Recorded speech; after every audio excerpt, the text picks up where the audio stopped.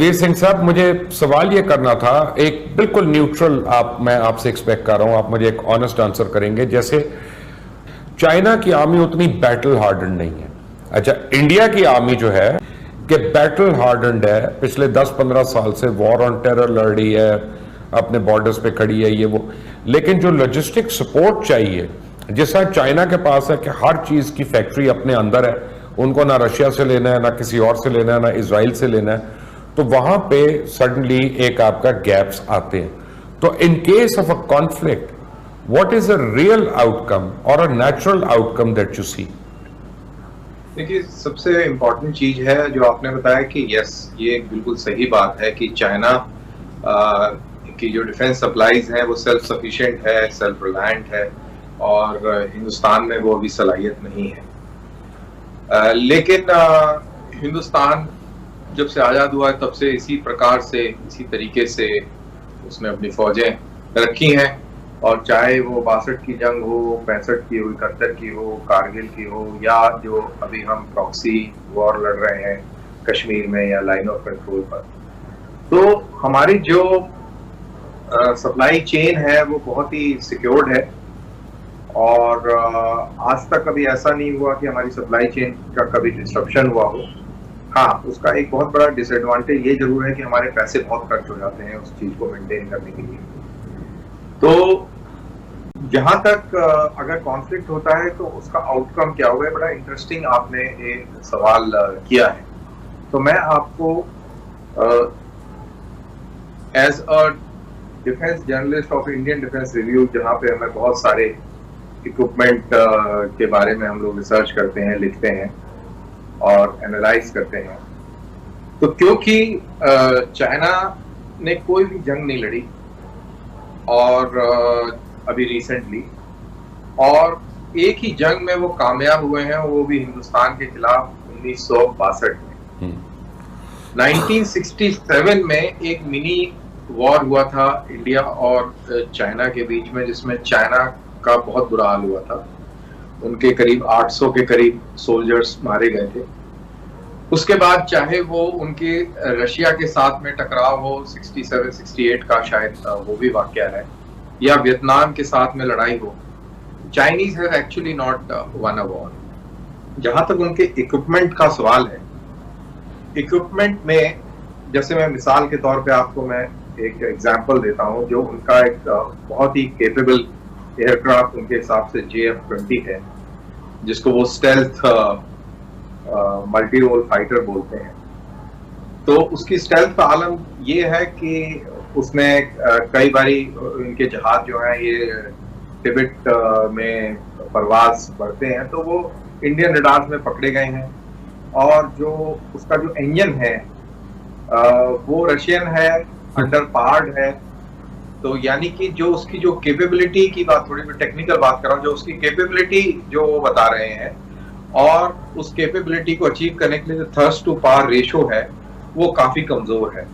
तो मेरा जो कहने का आपको मैं जो बात बताने जा रहा हूँ, वो जो मैं कहना चाह रहा हूँ वो ये है कि उनके पास में क्वालिटेटिव एज नहीं है, उनके पास में क्वांटिटेटिव एज बिल्कुल बहुत ज्यादा है। और जब आप टरेन की बात करें, ये टरेन ज्योग्राफी का बहुत इंटरेस्टिंग पहलू है कि चाइनीज जितने भी एयरक्राफ्ट हैं उनको टिबेटियन प्लेटो से टेक ऑफ करना पड़ेगा।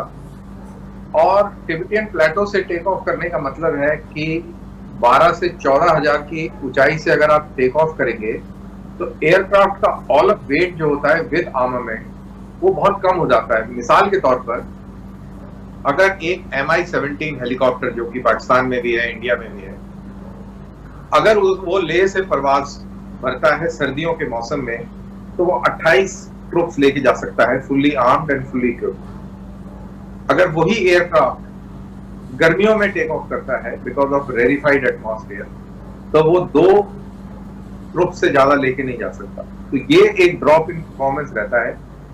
और अगर चाइनीज जिंगजियांग से या यूनान से, जो उनकी यूनान प्रोविंस से अगर टेक ऑफ करते हैं और इंडियन टारगेट्स को एंगेज करने के लिए आते हैं, तो उनका फ्लाइंग टाइम और जो एक्सपोजर है वो टाइम इतना ज्यादा बढ़ जाता है कि वो एडवांटेज जो है डिसएडवांटेज में कन्वर्ट होता है।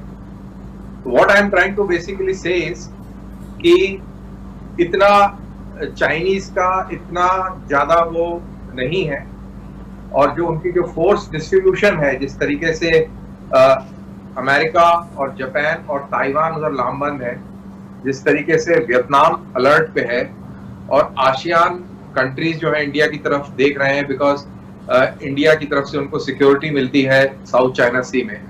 तो जिस तरीके से चाइनीज फोर्सेस का डिसिपेशन है, तो वो जो क्वांटिटेटिव एज भी जो चाइनीज को मिलती है वो भी नहीं मेरे को दिखती। और बाकी आउटकम, क्योंकि मैं इंडियन सोल्जर हूं, तो मैं तो यही बोलूंगा कि अगर हमारे साथ में लड़ाई होगी तो आपको पता है कर्नल साहब, मैं आपको अब एक ऐसा सवाल करने लगा हूं जो बड़ा पेनफुल होगा, लेकिन एज अ पाकिस्तानी मुझे बड़ा मजा आ रहा है उसका, क्योंकि हमारी एक लड़ाई तो है ना, अब मैं तो मानना पड़ेगा ना। तो वो ये है कर्नल साहब कि आप लोग लड़े प्लीज, चाइना और आप लड़े अच्छी तरह, और वो जो पुलवामा से आपकी हाईवे जा रही है ना सियाचिन की तरफ लॉजिस्टिक सप्लाई लेके, वो ऑक्यूपाइड रहेगी। अगली गर्मियों में हम बड़े आराम से सियाचिन में जाके बैठ जाएंगे, आप और चाइना लड़ लें। आपको पता है ना इसके फॉल आउट कितने होंगे ऑन अ सीरियस नोट? हाँ, ऑन अ सीरियस नोट इसका फॉल आउट बहुत ही सिवियर होगा, और इस फॉल आउट के लिए इंडिया और पूरी दुनिया तैयार है। आप ये समझ के चलिए कि इन case of a war with China, it will not be restricted to Ladakh. It will have a spillover on Pakistan, a very serious spillover on Pakistan, because Pakistan को अपने ऑल वेदर फ्रेंड को बचाने के लिए pressure डालना पड़ेगा, और उस प्रेशर के चलते रशियन प्रेशर भी है, यूएस प्रेशर भी है, और यूएस प्रेशर से ज्यादा जो आपका मिडिल ईस्ट का जो प्रेशर है, और फ्रेंच जो प्रेशर है, जिसको लोग जनरली नजरअंदाज कर देते हैं, ये बहुत स्ट्रॉन्ग पड़ने वाला है, और ये किसी के फायदे में नहीं होगा। Ultimately it will be lost to no war is of any benefit to anyone sir, no war, no military conflict. जिसने जंगें देखी होती है ना, उसी को पता होता है कि जंग कितनी खौफनाक चीज है और अवॉइड होनी चाहिए। टुडे सर मुझे सिर्फ ये बताइएगा कि गलवान वैली में अब क्या हो रहा है? इतनी इंडिया भी बीफ अप कर रहा है अपनी फोर्सेस को, अपने ट्रूप्स को, चाइना भी बीफ अप कर रहा है, तो ये कहां जाके रुकेगा मामला? देखिए, अभी पूरे ईस्टर्न लद्दाख पे दोनों तरफ की फोर्सेस जो हैं वो तैनात हैं, और बिल्डअप है दोनों तरफ से, और गलवान में ही नहीं, बाकी आपका इंडियन नेवी भी काफी अलर्ट है, और उसका भी focus Indian Ocean, South China Sea और उस तरफ पे है। और इंडिया की जो अलायंस है ऑस्ट्रेलिया, जापान और अमेरिका, इनके साथ भी काफी एक्सरसाइजेज हो चुकी हैं, कोऑर्डिनेशन है। तो इस प्रकार से जो दुनिया की जो मेजर ताकतें हैं वो सब अलाइंड हैं, और इसमें मैं फ्रांस का नाम लेना भूल गया। फ्रांस एक बहुत अहम रोल अदा कर रहा है इंडियन ओशन में। फ्रांस की नेवी की प्रेजेंस भी काफ़ी स्ट्रांग है, और साथ ही ये सब के चलते, क्योंकि हिंदुस्तान की बहुत अच्छी दोस्ती रशिया के साथ रही है, तो रशिया ने भी जो anti missile defence system S-400 की जो रोक भेजनी थी वो भी रोकी हुई है। तो इस तरीके से ये पूरे खित्ते के अंदर और पूरे इलाके के अंदर फौजें लामबंद हैं। और जैसा कि आपने इंट्रोडक्शन में कहा कि हम ये किस तरफ जा रहे हैं, तो ये हम